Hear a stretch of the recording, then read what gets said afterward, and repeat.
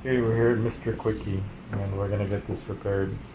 So it's just gonna be glued on, and we're gonna nail it. This one can only be glued, so we'll try it and see how that goes. We always carry an extra pair of shoes anyway.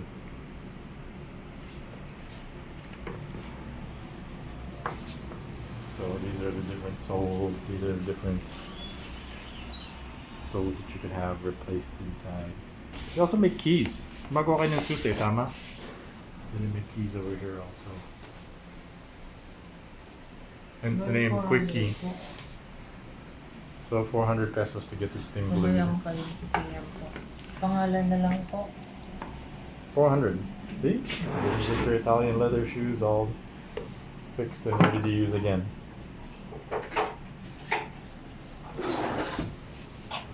Here at Mr. Quickie, the #1 shop of the Philippines. Okay, we'll do an update. Kailan ito matatapos?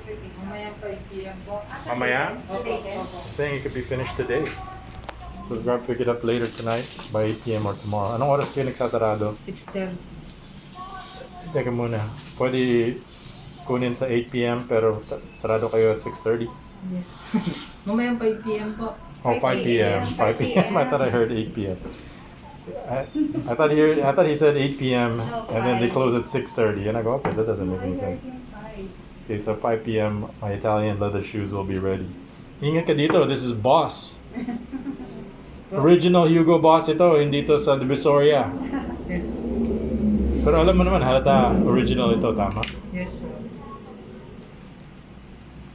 So hindi ko pwede itapon to. Walang wala dito sa Pilipinas to. 15 years. Told them be careful with this thing. Can't find this anywhere here in the Philippines. So I'll be coming back for it in a few hours.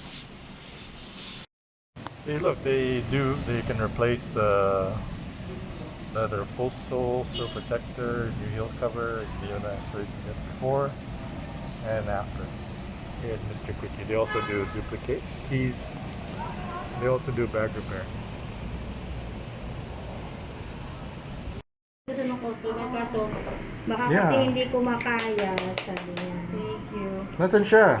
Day off niya, Day sir. off niya ngayon. Yeah. Okay, we're here at Mr. Quickie again.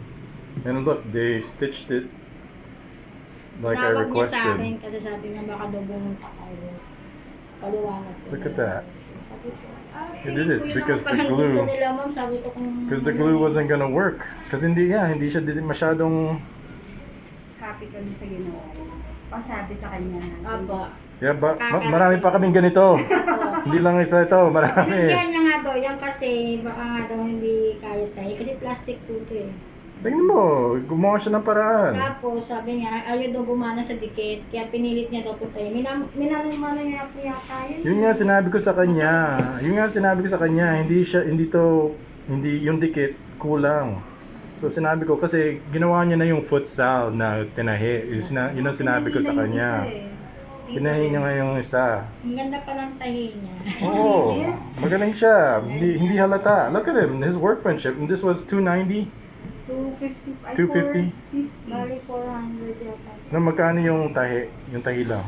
250 po. Hindi, extra 250. Extra 250. So Mag-add lang 5 po. Kasi di ba usapan niya po, dikit lang. So tinahi niya po. Kaya mag-add na lang daw. So $5. He stitched it and look how beautiful. I'm gonna do all his shoes like this. So yung total nung pati tahe, 450, no? Bali additional 250 pa. So pag nagdala ko ulit ng ganito, Ang presyo po ng dalawang sapatos, 400. Tapos nagpa-add po siya ng 250. Bali 600. pwede ba tingnan yung 650 po. So this one is nailed, right? Nagpako. Opo, pinako po niya. Kasi yan po, 400 po. Sa usapan So niyo pong dikit. saan yung pako? Saan nilagay yung pako? Hindi siya halata, ha? Hindi siya halata. Sa loob po siguro pinako, sir. So this one is nailed. So this one is hindi siya, Tinikit muna, tas Opo, dikit muna siya bago siya ipako. so hindi na siya gagalaw. Hindi na siya Hindi na siya maghiwalay. maghiwalay. Ito, galing ito. All his shoes, babe, his other ones. I'm gonna. Ang ganda ng tahi niyo. So this is 450 for $9. This one Maaga niya sa akin tinawag kasi day off niya. is Kaya $4. happy kami. So we just nailed it. Sana marami pa kayong pagawa sa Actually, Oh, marami. Hindi lang. Hindi Sabihin mo lang sa kanya, ganito. babalik So I'm gonna bring all his shoes just like this. Kasi sayang Ganito. itatapon mo lang. Hindi pa sira talaga eh. Dikit lang. Yeah, dikit lang yung problema. Wala namang problema yun. Linis magpapa-add ka kasi yun naman palang gusto nila. Sabi ko naman sa Yeah, yun ang sinabi ko sa kanya. Addition na, pwede, biniligan ko siya. Hindi kulang yung Kasi dikit. totoo talaga yun sir, sinabi niya na baka nga po hindi pwede tayo kasi nga plastic. So siguro, dinahandaan na lang niya. Yung tayo para hindi magbitak. Ito medyo manipis siguro. Siguro. Yan na, ano, Pero itong tayo na yan kasi hindi yan minaki na talagang minanwal niya lang po yun. That looks good. Manual labor pala yun. That's good. Manual labor that's worth it. Add ka na lang sa kanila ng puti. Kasi hindi naman problema. Yeah, walang problema. Kasi yung sapatos na ganito, mahal ito. Tingnan mo, walang problema yung balat, walang problema yung sa baba, yung dikit lang. Ngayon, pwede na ulit. Nandito siya bukas. Yes po. Kaya baka dala namin bukas. Okay, that looks good. Day off niyang tuwing Wednesday.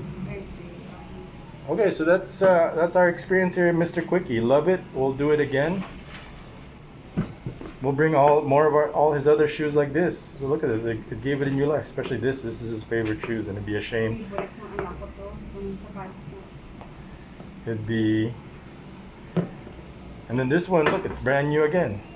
Tingnan mo, 20 taon na to. 20 years ako. At okay, hindi ko pwede itapon. Tingnan mo, maganda pa rin yung balat. Sayang. So kayo.